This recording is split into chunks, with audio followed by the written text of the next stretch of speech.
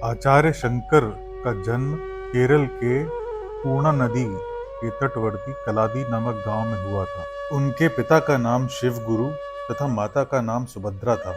शिवगुरु बड़े विद्वान ब्राह्मण थे। सुभद्रा भी धर्मपरायणा पत्नी थी। जब उन्हें कोई संतान न हुई तब भगवान शंकर से पुत्र प्राप्ति के लिए उपासना की। भगवान की कृपा से उनके घर एक दिव्य कांतिमान पुत्र रत्न उत्पन्न हुआ और उन्होंने उसका नाम प्रभु के नाम पर ही शंकर रख दिया। बालक शंकर 2 वर्ष की आयु में माता से पुराण आदि की कथा सुनकर कंठस्थ करने लगे। 5 वर्ष में यज्ञोपवीत कर उन्हें गुरु के घर पढ़ने भेज दिया गया और केवल 8 वर्ष की अवस्था में वे वेद वेदांत और वेदांगों का पूर्ण अध्ययन करके घर वापस आ गए। विद्या अध्ययन समाप्त कर शंकर ने संन्यास लेना चाहा, परंतु माता ने आज्ञा नहीं दी। शंकर माता को कष्ट देकर संन्यास लेना नहीं चाहते। एक दिन माता के साथ वे नदी में स्नान करने गए। वहां शंकर को मगर ने पकड़ लिया। पुत्र को संकट में देख माँ के होश उड़ गए और वे हाहाकार करने लगी। शंकर ने माँ से कहा, माँ, मेरे प्राण तो अब जा ही रहे हैं, मुझे संन्यास लेने की आज्ञा अब तो दे दो। माता ने तुरंत आज्ञा दी और आश्चर्यचकित होकर देखा कि मगर ने शंकर को छोड़ दिया।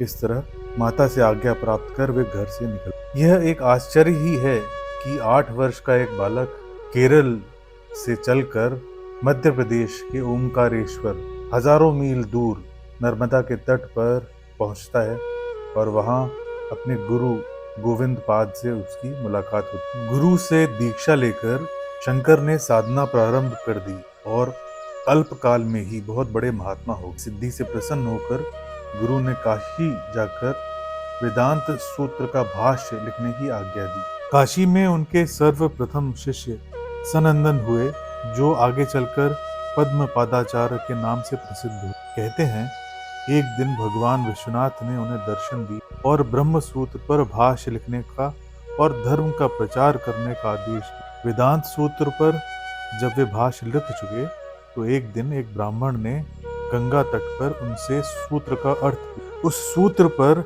ब्राह्मण के साथ उनका 27 दिनों तक शास्त्रार्थ चला।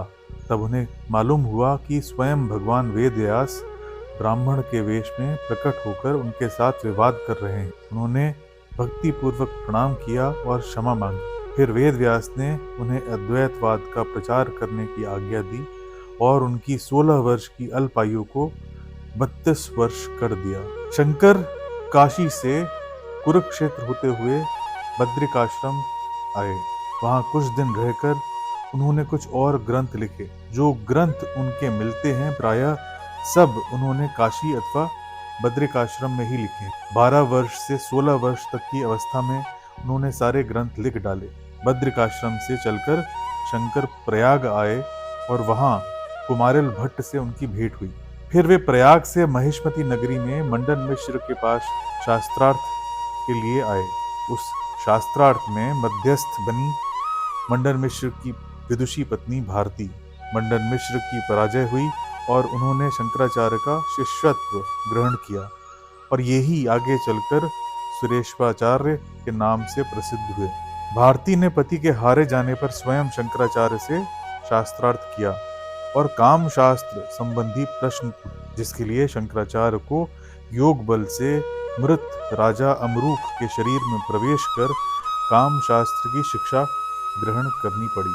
भारती को पराजित करने के बाद शंकराचार्य उन्हें श्रृंगगिरी लेवा लाए और वहां अध्यापन का कार्य करने की प्रार्थना। कहते हैं, भारती द्वारा शिक्षा प्राप्त करने के कारण ही श्रृंगेरी और द्वारका के शारदा मठों का शिष्य संप्रदाय भारती नाम से प्रसिद्ध हुआ। मध्य भारत पर विजय प्राप्त कर शंकराचार्य दक्षिण की ओर चले।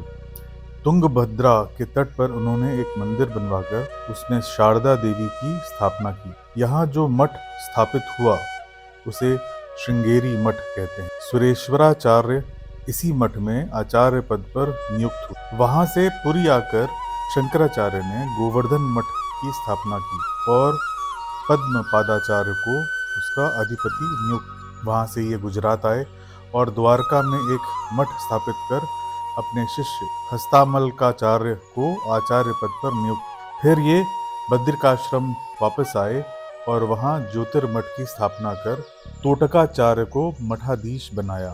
वहां से केदार क्षेत्र आए और यहीं कुछ दिन बाद सीधे देवलोक चले गए।